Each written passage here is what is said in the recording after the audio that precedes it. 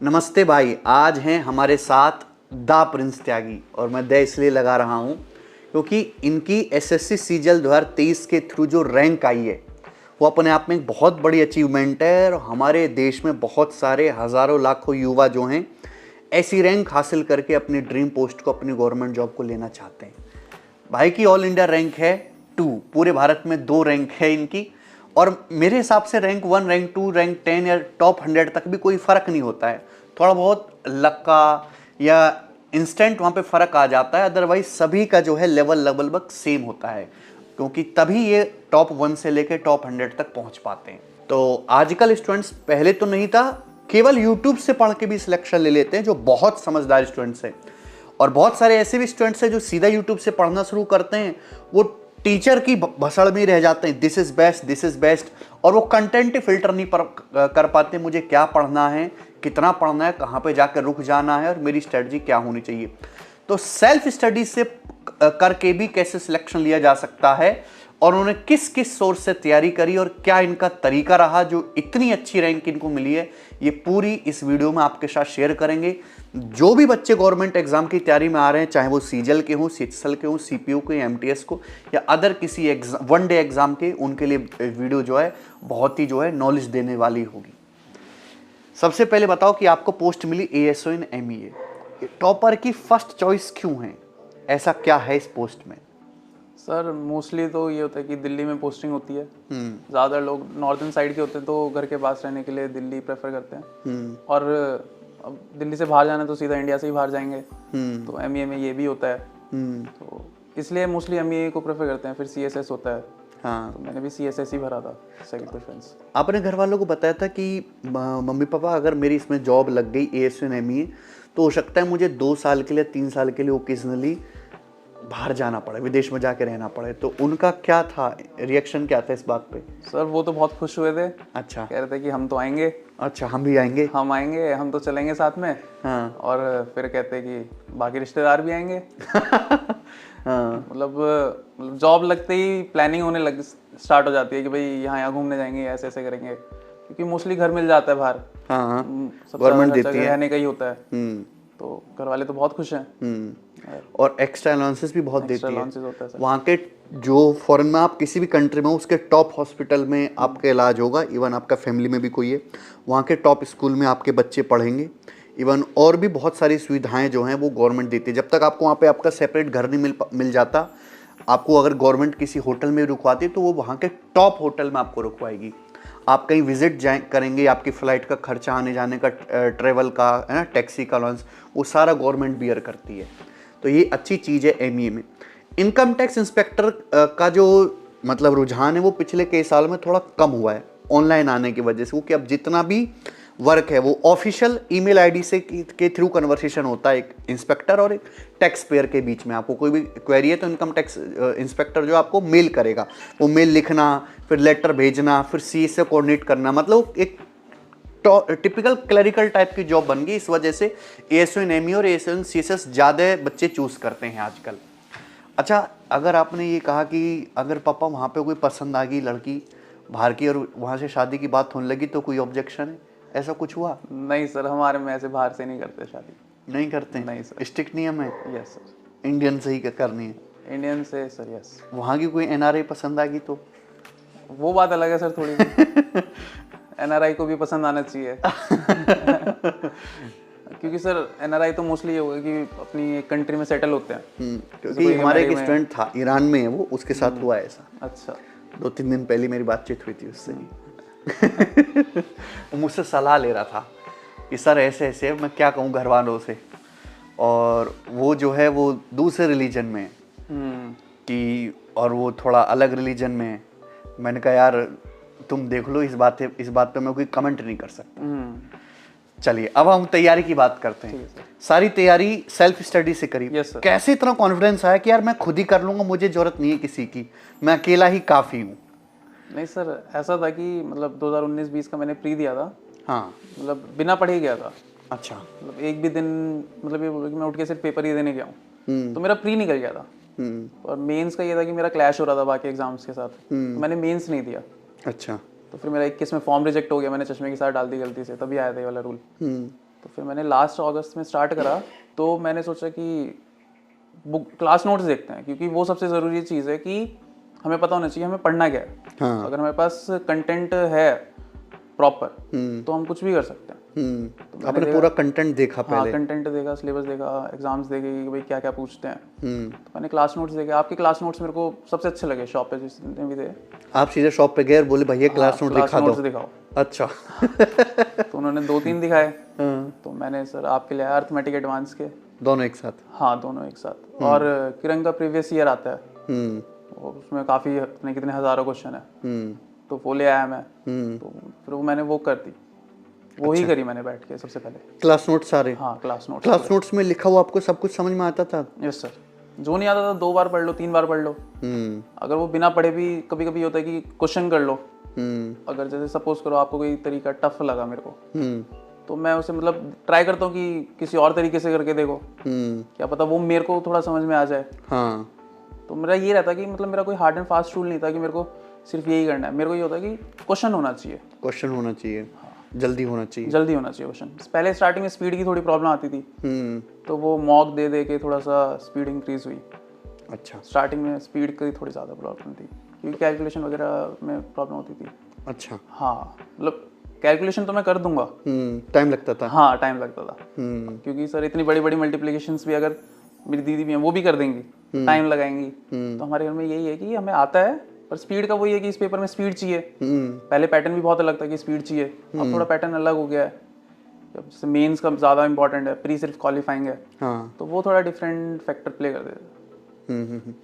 अच्छा, तो जैसे क्लास नोट्स में तो कैलकुलेशन का ऐसा कुछ खास लिखा भी नहीं होता। हाँ। वो तो आपने खुद से इम्प्रूव करनी है। हाँ, खुद से। तो उसमें जैसे हम बैच क्लास में पढ़ाते हैं यूनिट डिजिट, डिजिटल सम, अप्रोक्सीमेशन, है ना, सवाल के ऑप्शन दूर दूर हैं तो वो कैसे करना है, ऑप्शन से कैसे एलिमिनेट करना है, ये सब चीज़ें क्लास नोट से या किसी लिखी हुई चीज़ से सीखना थोड़ा मुश्किल हो जाता है। तो आपने कैसे सीखा ये सब, या जरूरत ही नहीं पड़ी? नहीं सर, जरूरत पड़ी।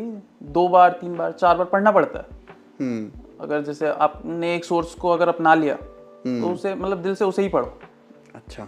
हाँ, मेरा मानना ये है कि फिर उसे मतलब घोट के पी जाओ, उससे आना चाहिए। अब अगर कोई टॉपिक होता है कि बहुत इंपॉर्टेंट है और प्रॉब्लम कर रहा है, तो फिर यूट्यूब की तरफ थोड़ा सा यूट्यूब से देख लेते हाँ, थे? फिर यूट्यूब से देखो। जैसे वो डिजिट सम वाला जो होता है वो क्वेश्चन, हाँ, जैसे उसमें थोड़ा मेरे को एवरेज में प्रॉब्लम आया था। बाकी मैथ्स तो मतलब आपके नोट्स मतलब मोर देन इनफ थे।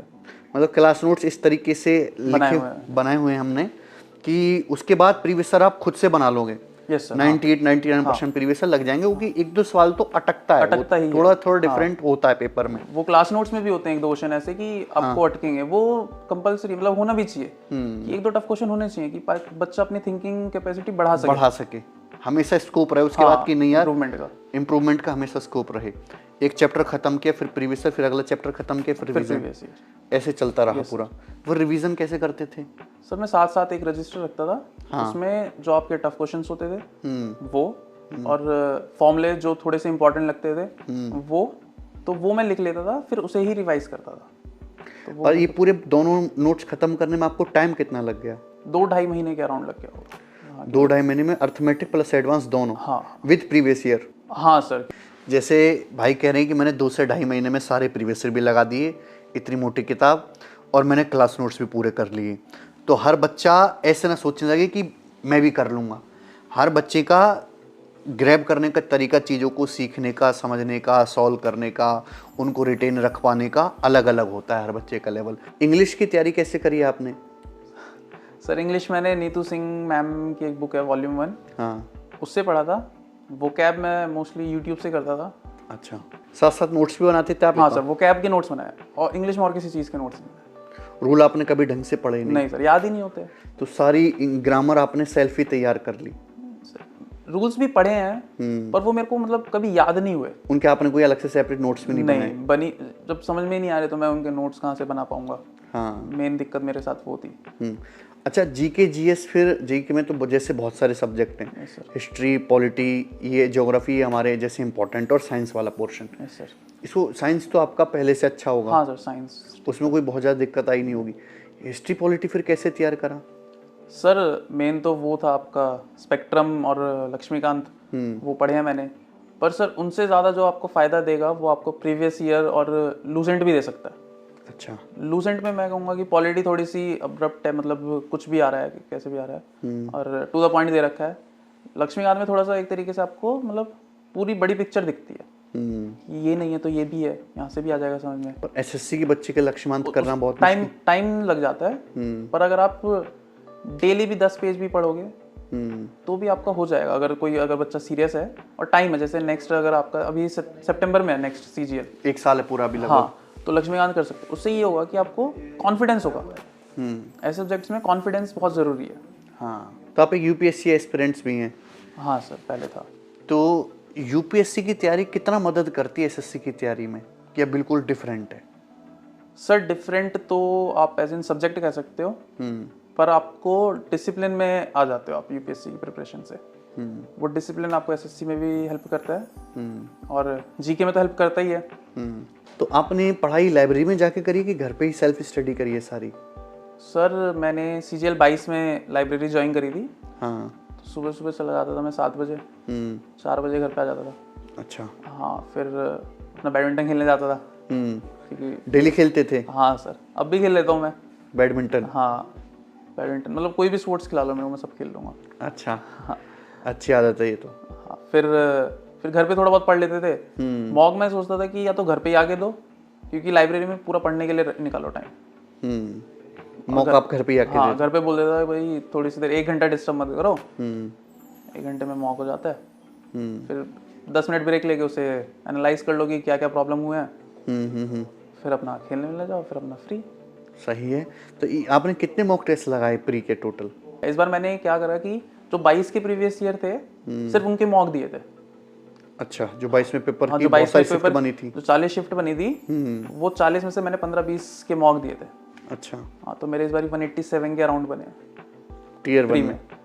फिर मींस के डेली मॉक लगाते थे आप? हाँ सर। जब मॉक में अच्छा स्कोर आ रहा था लगातार 315 320, तो फीलिंग आ जाती है अंदर से कि इस बार तो हो ही जाएगा, या तब भी डर लगता रहता है? सर डर लगता है, क्योंकि 22 में भी मेरे 350 भी टच हुए मॉक में, तब भी नंबर नहीं आए। तो मतलब कुछ भी हो सकता है। मॉक आपका मतलब वो नहीं है कि पत्थर की लकीर हो गई या पत्थर पे लकीर हो गई कि आपको इतने मार्क्स मिलेंगे ही मिलेंगे। अच्छा, पेपर देने चाहते हैं, 2022 का और 2023 का पेपर मैथ्स का कंप्लीटली डिफरेंट था। Yes sir. और सेक्शन फर्स्ट पता है कि मींस के बेसिस पे फाइनल सिलेक्शन होना है, तो बच्चे ज़्यादातर 2000, क्योंकि पेपर लगातार इजी आ रहा है, 20 में 21 में CHSL भी इजी है, CGL भी इजी। 2022 का पेपर कठिन नहीं था, लेकिन पिछले वालों से अच्छा था। ऐसे एक्सपेक्टेशन बच्चों को थी नहीं, हमने भी उम्मीद छोड़ दी थी कि ऐसे कुछ ये ढंग का बनाने वाले हैं। पेपर अचानक से बढ़िया लगा। अब शुरू में 3-4 सवाल किसी के मुश्किल आए तो बच्चा वैसे ही प्रेशर में आ जाएगा। तो इस तरीके से अगर कोई अनएक्सपेक्टेड पेपर आ जाए या लेवल उठ जाए, तो बच्चे पेपर में काम कैसे रहें, शांत मन से कैसे पूरा पेपर अटेम्प्ट करें, क्या स्ट्रेटजी उनको बना के रखनी चाहिए? ये स्ट्रेटजी मॉक टेस्ट से बनेगी? सर मॉक टेस्ट से भी बनेगी।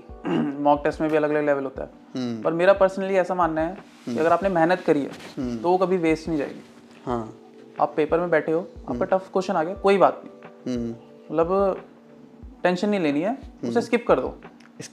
उसे स्किप कर दो जल्दी से जल्दी। आपने क्वेश्चन पढ़ के समझ में आया कि हो जाएगा। कई बार क्या होता है कि यार कर तो मैं दूंगा पर कितना टाइम लगेगा, तो उसे वहाँ पे स्किप कर दो। वो मेरा ऐसा मानना है कि थोड़ी अच्छी स्ट्रेटेजी है। उसे स्किप कर दो, अगले क्वेश्चन पे जाओ। जैसे आप इजी क्वेश्चन सॉल्व कर दोगे, आपका कॉन्फिडेंस बहुत हाई हो जाएगा। हाँ। तो यहाँ पे कॉन्फिडेंस भी बहुत मैटर करता है जब आपका ऐसा पेपर आ जाता है। क्योंकि इस बार बच्चों ने शायद मैथ्स की तैयारी छोड़ दी थी करनी। बिल्कुल नहीं।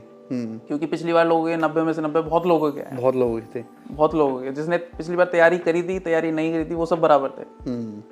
तो इस बारी वो बिल्कुल डिफरेंट हो गया। बच्चे वहाँ पे फंबल कर गए थोड़ा सा, मेरा ऐसा मानना है। तो अगर वहाँ पे काम रह के या तो 10 सेकंड के लिए पेन छोड़ के गहरी सांस ले लो, उससे भी बहुत हेल्प होता है। एंग्जाइटी में मतलब रिलीफ मिलता है। तो ये डिफरेंट तरीके हैं, पर ये मानना चाहिए भाई मैंने पढ़ रखा है, मेरे को कोई नहीं ला सकता। ये अगर आपकी थिंकिंग है तो अगर थोड़ा सा भी टफ पेपर आता है तो आपको बहुत हेल्प मिलेगी। बिल्कुल। ये पहले से ही प्लानिंग थी दिमाग में कि जैसे पेपर सेक्शन फर्स्ट ओपन होगा तो पहले मैं मैथ सॉल्व करूंगा, फिर रीजनिंग सॉल्व करूंगा? मैं मैथ्स ही करता हूँ हमेशा। हमेशा से? हाँ। मतलब मैं हमेशा बच्चों को ये सजेस्ट करूंगा कि जब आप पेपर देने जाओ तो मॉक टेस्ट देते देते हर स्टूडेंट के हिसाब से अलग अलग होता है। हाँ। आप अपना जो है जो भी आपको सूटेबल लगता हो कि पेपर में आते ही मैं सीधा रीजनिंग पर अटैक करूंगा, क्योंकि वो आपके स्ट्रॉन्ग चीज़ है, उसको करने में आप थोड़ा पीस महसूस करते हो अपने दिमाग में, तो वो चीज़ पहले से सेट करके जाओ दिमाग में। ऐसा नहीं कि वहाँ पर जाकर प्लानिंग बना रहे हो, चलो आज ये रीजनिंग पकड़ते हैं, ये मैथ्स पकड़ते हैं। कुछ चीज़ें ऐसी होती हैं जो ना आपको यूट्यूब पे सर्च करनी चाहिए, ना किसी सिलेक्टेड बंदे से पूछनी चाहिए, ना आपको टीचर से पूछनी चाहिए। वो चीज़ बच्चा खुद ही तैयार करता है, वही सबसे बेस्ट होती है। अच्छा, जैसे आपका रैंक 2 आया तो बहुत सारे या कुछ बच्चे आपसे जो मिलने वाले होंगे या मैसेज भी करते होंगे कि भैया 6 महीने में कैसे तैयारी करें या बिना पढ़े सिलेक्शन कैसे लें, ऐसी कौन सी गोली है जो हमारा एसएससी निकलवा देगी? तो क्या सलाह है ऐसे स्टूडेंट्स के लिए? सर मैं सजेस्ट करूँगा कि मेहनत नंबर 1 है। हाँ, लक भी थोड़ा सा फैक्टर करता है। लक मैटर करता है। Luck matter luck also matter. आप ये सोचो कि मेहनत के दम पे हम दुनिया जीत लेंगे, ऐसा नहीं होता है। पर सर वही है, बिना मेहनत के तो लक भी क्या ही करेगा। बिना मेहनत के तो लक भी काम नहीं करता। लक भी कुछ नहीं कर पाएगा। तो मेहनत करो अपना, मतलब अगर लगे हो तो शिद्दत से लगो। हाँ, फिर डिस्ट्रैक्शंस ना हो तो ज़्यादा अच्छा है। आपको डिस्ट्रैक्शन हुए थे? सर बीच बीच में बोर हो जाते थे तो मैं खेलने चला जाता था। मेरे लिए एक तरीके से मानो स्पोर्ट्स ये है कि मेरा मतलब टेंशन खत्म हो जाती है, मेरी बीमारी भी खत्म हो जाती है। मेरे को अगर कुछ पेन है शरीर में, मैं खेलने जाऊंगा मेरे वो भी खत्म हो जाएगा। घर पे आके चाहे हो जाए वापस फिर से। हाँ, पर मेरे को वहाँ पे मतलब रिलैक्स हो जाता हूँ मैं। मेरे को कोई टेंशन नहीं होती, पेपर हो रहा है नहीं हो रहा कोई बात नहीं, अपना खेलो मजे से। तो सबका वो अपना अलग अलग चीज़ होती है कि उन्हें किस चीज़ में रिलैक्स होते हैं वो। तो एक आपने बताया कि कंसिस्टेंसी होनी चाहिए। Yes sir. और एक आपका कि कुछ ना कुछ हॉबी जरूर होनी चाहिए। हॉबी होनी चाहिए सर। जिम कर सकते हो, स्पोर्ट्स खेल सकते हो, जो भी आपको अच्छा लगे। कई लोग पबजी खेलते हैं, पर मैं प्रेफर करूंगा कि आप मॉक भी स्क्रीन पे दे रहे हो तो स्क्रीन से भी थोड़ा सा अगर थोड़ी सी देर दूर रहें तो अच्छा है। जब तैयारी के दौरान ना 1-1.5 साल जैसे तैयारी हो गया, 2 साल तक बच्चे रूम में बंद हो जाएंगे, किसी से फ़ोन नहीं करेंगे, किसी रिश्तेदार से कांटेक्ट नहीं, किसी दोस्त से कांटेक्ट नहीं, रूम से बाहर नहीं निकलना, धूप में भी नहीं जाना और हेल्थ पे बिल्कुल ध्यान नहीं देना। बच्चे ने इसमें बहुत ज़्यादा सफ़र करते हैं। क्या ये चीज़ सही है या इन्जॉयमेंट के साथ साथ भी तैयारी करी जा सकती है? सर इन्जॉयमेंट के साथ ही करनी चाहिए, मेरा ये मानना है। आप मंथली एक मूवी भी देखने जाओ, क्योंकि अगर आप पूरे टाइम प्रिपरेशन में रहोगे ना तो वो ही चलता रहेगा दिमाग में, और उससे आप डिप्रेशन में भी जा सकते हैं। कई लोग चले जाते हैं, जैसे मेरे एक दोस्त का नहीं हुआ है, चौथे अटेम्प्ट में भी नहीं हुआ। अच्छा। हाँ, वो भी लखनऊ साइड का है। तो डिप्रेशन में चले जाते हैं लोग, तो मैं उसे कहता हूँ कि आ भाई खेलने वेलने आओ, खेलता है मेरे साथ। पर इसमें चीज़ में फैमिली भी बहुत मैटर करती है कि आपकी फैमिली कैसे सपोर्ट कर रही है। फैमिली को भी ध्यान देना चाहिए बच्चों के ऊपर कि भाई बंदा अकेला घर पे है। यही बच्चे के साथ साथ फैमिली का भी एग्जाम है। फैमिली का एग्जाम है पेशेंस रखने का, कि वो बच्चे को अगर वो फैमिली को दिखाई दे रहा है कि बच्चा ईमानदारी से कोशिश कर रहा है, चलो उसका नसीब साथ नहीं दे रहा या कोई और कारण है, तो फैमिली का भी कहीं ना कहीं टेस्ट है कि अपने बच्चे को सपोर्ट करे। हाँ, आपके घर वालों ने आपको पूरा सपोर्ट करा? पूरा सपोर्ट करा हमेशा। मतलब पापा ये कहते थे कि तू क्यों टेंशन ले रहा है, हम है ना, तो अपनी पढ़ाई कर, पढ़ाई पूरे मन से कर, पढ़ाई आधे मन से नहीं करनी। चाहे दिन में तू 4 घंटे पढ़, कोई दिक्कत नहीं, पर वो 4 घंटे ऐसे पढ़ने हैं कि 8 घंटे के बराबर हो। बिल्कुल बिल्कुल। अच्छा, एमए के बाद अगर आपको सपोज, भगवान अब तो हो गया, अगर आपकी रैंक थोड़ी कम होती तो आपकी सेकंड चॉइस कौन सी होती? सीएसएस थी sir. CSS? Yes sir. CSS? Yes sir. Okay, ऐसा क्या है सीएसएस में? सर एक तो मिनिस्ट्रीज हैं काफ़ी सारी, तो अच्छी जॉब है मिनिस्ट्री में, और वो भी दिल्ली में ही? वो भी दिल्ली में ही है। मेन फैक्टर यही था, क्योंकि मैं जीएसटी इनकम टैक्स भी, जैसे अगर बाई चांस जैसे लोगों की रैंक ज़्यादा भी हुई है, रैंक आई की रैंक मित्रा से किसी की 30-40 थी, उसकी 100-200 भी गई है, तो बाई चांस मैं वो जीएसटी भर देता और बाई चांस दिल्ली नहीं मिलता, तो एक तरीके से थोड़ी सी निराशा होती। हाँ, क्योंकि घर से दूर जाने का थोड़ा सा होता है। घर वालों को ज़्यादा दिक्कत होती है, हम तो चलो यंग हैं, हम चले जाएंगे। घर वालों को ज़्यादा प्रॉब्लम होती है। तो ऐसी कौन सी 3 एडवाइस हैं सेल्फ स्टडी के दौरान जो आपने सीखी और आप ही की तरह जो अच्छे एजुकेशनल बैकग्राउंड से है, जो सेल्फ स्टडी से तैयारी करना चाहता है, उसको आप देना चाहोगे? सर एक तो हॉबी, कोई भी हॉबी लो, उसे भी अच्छे से करो, पढ़ाई के साथ साथ। पढ़ाई के साथ साथ, वो बहुत ज़रूरी है। लेकिन ऐसा ना हो कि इस हॉबी में बहुत ज़्यादा टाइम दे रहे हो आप। डेली 1-1.5 उसमें माइंड फ्रेश भी होगा। उसमें माइंड फ्रेश होगा, आप रिफ्रेश हो जाओगे कि बिल्कुल मतलब जितने भी आपकी प्रॉब्लम्स हैं उन्हें आप भूल जाओगे। फिर सेकंड है डिसिप्लिन। डिसिप्लिन बहुत इंपॉर्टेंट है कि भाई 7 बजे उठना है तो 7 बजे उठना है। जितनी जल्दी उठोगे दिन उतना लंबा हो जाता है। ऐसा नहीं अलार्म लगाया 7 बजे का, हाँ, उसे 5 बार वो अलार्म बंद कर दिया, 8:30 बजे आप उठे हो। वो अब करता हूँ मैं। हाँ। और सर, और तो मैं एक चीज़ और सजेस्ट करूँगा कि जो भी सोर्स आप ले रहे हो उस पर भरोसा करो। कहीं से भी आप पढ़ रहे हो उस पर भरोसा करके उससे तैयारी करो, क्योंकि लोग आधी प्रिपरेशन करते हैं फिर छोड़ देते हैं, कहीं और चले जाते हैं, सोचते हैं कि नहीं यार यहाँ से मज़ा नहीं आ रहा, लोगों को किक चाहिए। किक चाहिए लोगों को, किक चाहिए लोगों को। कंपटीशन में कोई किक नहीं है। नहीं, कंपटीशन में मेहनत है। मेहनत है। हाँ, जी तोड़ मेहनत चाहिए एक तरीके से, ये कह सकते हैं। जैसे सरफरोश मूवी है उसमें वो कहता है ना कि मैंने जी तोड़ मेहनत करी है, तो वो चाहिए। कई लोगों की होती है किस्मत थोड़ी अच्छी होती है कि कम मेहनत में भी निकल जाता है, थोड़े गॉड गिफ्टेड लोग भी होते हैं। पर मेहनत, डिसिप्लिन और एक हॉबी, ये 3 चीज़ मैं रेकमेंड करूँगा। आप अलग से कोई योगा वगैरह भी करते थे? नहीं सर, ओनली आप बैडमिंटन खेलने जाते थे? हाँ सर, आउटडोर ही? आउटडोर। चलिए, बहुत अच्छा लगा प्रिंस त्यागी जी से बात करके। और अगर आपने इस कुछ वीडियो से सीखा है तो आप इस वीडियो को लाइक करो, अपने दोस्तों के साथ शेयर करो, और सेल्फ स्टडी की टिप्स आपको इस वीडियो से जरूर मिली होंगी। इसके बावजूद भी अगर आपका कोई डाउट है तो आप नीचे कमेंट में पोस्ट करो, और प्रिंस जो है उसका खुद पर्सनल आपको रिप्लाई करेगा। ठीक है, धन्यवाद, बाय।